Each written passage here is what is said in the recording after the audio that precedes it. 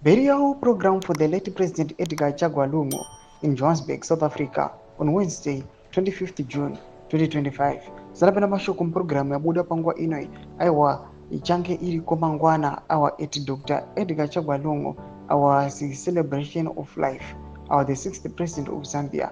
Pangwa inoi ndu subscribe wala got on the bell icon.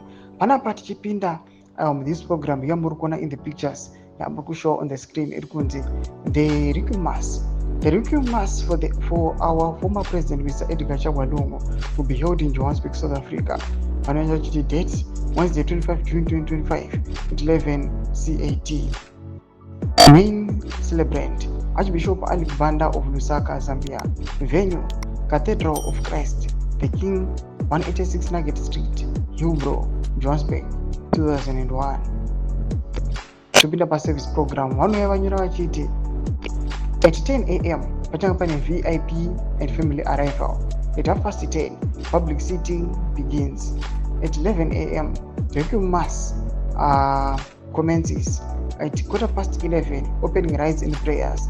11:45, Liturgy of the World. Na 12:30, Eucharist and final commendation.